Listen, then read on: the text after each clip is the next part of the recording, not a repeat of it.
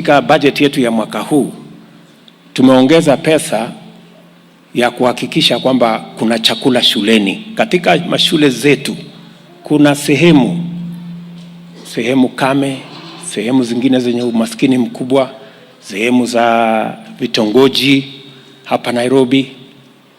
Watoto wengi hawaendi shuleni kwa sababu wako na njaa. Na ndio tumesema this year tutaongeza watoto wale watapata chakula shuleni kutoka watoto 1.5 million mpaka watoto 4 million every year. Na mimi nataka nishukuru county ya Nairobi. Wameshirikiana na sisi, wameweka mpango ya kuhakikisha kwamba watoto wetu Nairobi 250,000 hapa Nairobi wanapata chakula. Because we want to make sure that every child. Unajua saa zingine wale ambao tuko na chakula nyumbani hatujui ya kwamba kuna nyumba zingine hakuna chakula. We must be sensitive, and that is why we are doing what we are doing. So mambo ya elimu ni ya muhimu kwa sababu tunataka kuhakikisha kila mtoto wa Kenya anapata nafasi ya kusoma. And we must do it in an affirmative manner, and that's what we are doing. Sasa tumewapatia vifaa community health promoters wa Nairobi 7,460. Kenya mzima community health promoters 100,000, 100,000. Na sasa watashughulika kila kijiji, tutakuwa na muuguzi mwenye anaweza kupima pressure, anaweza kupima mambo ya sukari, anaweza kukusaidia intervention kidogo kidogo. Wakati tunapanga ile universal health coverage ambaye tumetafuta kwa miaka, this is the year we are going to get proper universal health coverage. Na ndio mpango yetu. Hatutaki familia ziendelee na matatizo ya magonjwa. Watu wengi wanaingia umaskini kwa sababu ya kuuza mali yao wakishughulika na wagonjwa hospitalini. Na ndio sababu we want to expand that coverage so that we can reduce mambo ya incidences ya ugonjwa kwa kubadilisha mfumo wetu kutoka kutibu magonjwa, badala yake tuzuie watu wasiwe wagonjwa by making sure pale chini we work on a much more preventive mechanism, promotive mechanism than a curative one. And that is why we are having a paradigm shift katika mambo yetu ya matibabu. Na tunataka tushirikiane sisi zote, kila mtu ambaye ako na nafasi ya kutumikia Wakenya katika viwango vyote, kutoka rais mpaka MCA. Sisi wote ni watumishi wa wananchi wa Kenya, na tunazidi na kuwauliza mtuombee ndio tuweze kutambua mapenzi ya Mungu, na vile vile tupate mawazo na hekima ya kutekeleza mambo ambayo yatabadilisha taifa letu la Kenya na kufanya taifa letu kuwa ni mahali bora kuliko vile ilivyo sasa. It is our commitment as leaders to work together from across the political divide, from across the country, all religions involved, so that we can have a country that we can all be proud of. Nairobi ni mji wetu, capital city ya Kenya, na vile tunashughulika na mambo ya maendeleo ya taifa letu la Kenya, tunaanza na katika jiji letu. Sote tuliopata nafasi ya uongozi tujue ya kwamba focus yetu iwe ni vile tunaweza kutumikia wale wametuajiri na wale wametupatia nafasi ya uongozi. Tunakamilisha bilateral labor agreements na nchi karibu 12 mahali wanataka Wakenya wafanye kazi, na tumebadilisha sasa. Wakenya hawataenda kufanya sasa hati kazi ya domestic work ile ya tumekuwa tukisumbuana nayo. Sasa we have signed bilateral agreements ambayo ni ya semi-skilled, skilled jobs and professional jobs.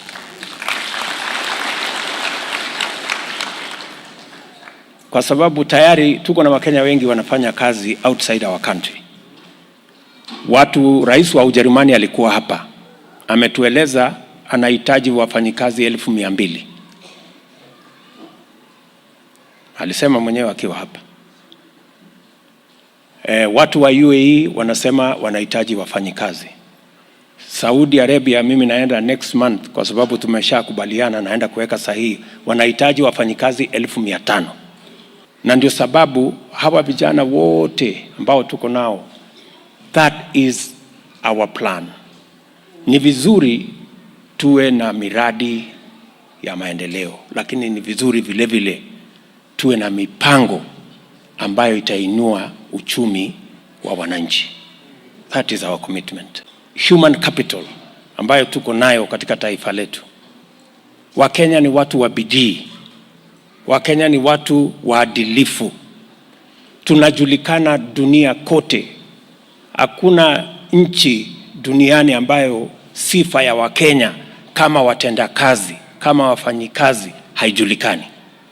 Marekani, Ulaya, Ujerumani, sehemu zote tuko na sifa nzuri. Na ndio sababu tumesema, kwa sababu Wakenya ni watu waadilifu, wa bidii na wanajulikana kwa utendakazi wao, ni lazima tuweke elimu msingi kamili, kwa sababu elimu ndio itatusaidia human capital ya Kenya iwe mahali ambapo tunaweza kuitumia kuhakikisha kwamba tunabadilisha uchumi wetu.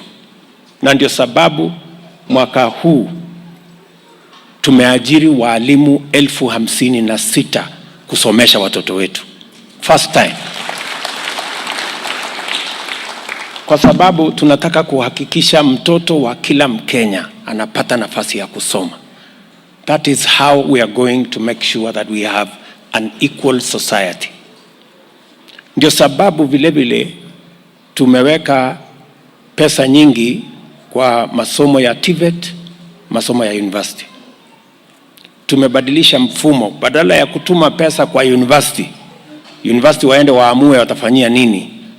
Tumebadilisha sasa, kila mwanafunzi tunampatia scholarship, ndio tujue ameenda kusoma. Na tumesema katika hali hiyo ya scholarship, katika TVET na katika university, wale watoto wa kutoka jamii ambayo mapato yao iko chini, tumesema hawa watoto watapatiwa scholarship 100%. Watasoma bila kulipa pesa yoyote katika TVET ama university. Ndio tuhakikishe ya kwamba tunaweka usawa katika taifa letu. Because we must be concerned about the vulnerable. Tulikubaliana bottom up. Wale ambao wako chini tuwainue. Mwaka huu peke yake tutapatia scholarship 100% katika university watoto 45,000. 45,000 will get 100% scholarship. Wengine hapo katikati watapata 80% scholarship. Tuko na vijana wengi Nairobi hawana ajira. Na sio Nairobi peke yake, Kenya mzima. Na ndio tukasema lazima tukue na mpango kamili ya kupanga ajira ya hawa vijana. Watu wengi walikuwa wananiuliza, huyu president ambaye anasema anataka mpango ya housing, nani alimwambia hatuna manyumba? Hiyo mpango ya housing sababu yake ni mbili. Ya kwanza, sio manyumba zaidi, ni ajira zaidi. Nilikuwa hapa Mkuru juzi on Monday, nafikiri Tuesday. Hapo tunajenga nyumba 15,000. Na mpango yetu ni kuwa na vijana 4,000 hapo Mkuru peke yake wanaofanya kazi. Hapa Lang'ata hapa tuko na another construction project. Delay kidogo, inaendelea, lakini tunataka sasa kuiongezea kasi. Hapa Nairobi peke yake mpango yetu ni kwamba in the next 5 years tuwe tumejenga at least nyumba 200,000. Tuhakikisha kwamba vijana wale wako Nairobi hapa wanapata ajira. na vile vile tunaondoa watu kwa slum. Hii Kibera slum iko hapa na zile slum ziko Nairobi. Kwanza hii ya Kibera, in 10 years hakutakuwa na slum hapa. There will be no slum. Hii tutakuwa tumeibadilisha, imekuwa estate. Na Mungu atatujalia itafanyika. Mnanielewa? Na ndio mliona tulisukuma kabisa mambo ya housing fund. Watu wamenipigia kelele kidogo, lakini watakuja kugundua ya kwamba hii ni kitu mzuri. Itatusaidia wa vijana wapate ajira, Wakenya tupate manyumba, tuishi katika mahali kuna heshima, mahali kuna maji, kuna stima, kuna barabara, na tusaidie, kwa sababu kwa sasa tuko na Wakenya karibu milioni 6 wanaishi katika slums katika taifa letu la Kenya, and we must be concerned about them. Every ward in Kenya tutakuwa na ICT hub, mahali tutaweka kompyuta, tutaweka vifaa zingine. Vijana 300, 400, 500 tuwapangie ajira ya mtandao, digital jobs. We have negotiated with many companies. Mimi nilikuwa Marekani juzi, nimetembelea kampuni ya Google, nimetembelea kampuni ya Intel, nimetembelea kampuni ya Apple.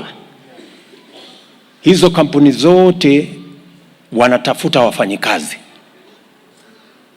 katika mtandao. Wanasema tupatie wafanyikazi 1,100, 1,200, 1,300, na hawa wafanyikazi ni hawa vijana wa Kenya. So ndio mkisikia katika manifesto yetu tumesema digital superhighway, ICT hubs, hotspots. Ni kwa sababu tunataka kutumia mtandao kuzalisha ajira ya digital jobs. Vijana wetu wapate ajira, wajisimamie, ndio tuweze kubadilisha uchumi wa taifa letu la Kenya. Katika taifa letu la Kenya leo, changamoto kubwa ni ile askofu wetu alisema, mambo ya kuzalisha chakula. Wakati nakumbuka kweli Bishop, tuliomba pale Nyayo Stadium na watu wengi wakasema angalia hawa lakini Mungu ni nani? Alitupatia mvua, na tukawa na mpango ya kusambaza mbolea ambayo ilikuwa imepandishwa bei juu, tukateremsha bei kama serikali. Wakulima wakawa ni watu wa bidii. Leo tuko na chakula ajabu mashambani kwetu na tunamshukuru Mungu. Tumepanga tena sasa mwaka ujao, ile mbolea tulitumia karibu magunia milioni 4, tunapanga magunia milioni 7 ya mwaka ujao, kwa sababu tunataka kuzalisha chakula zaidi.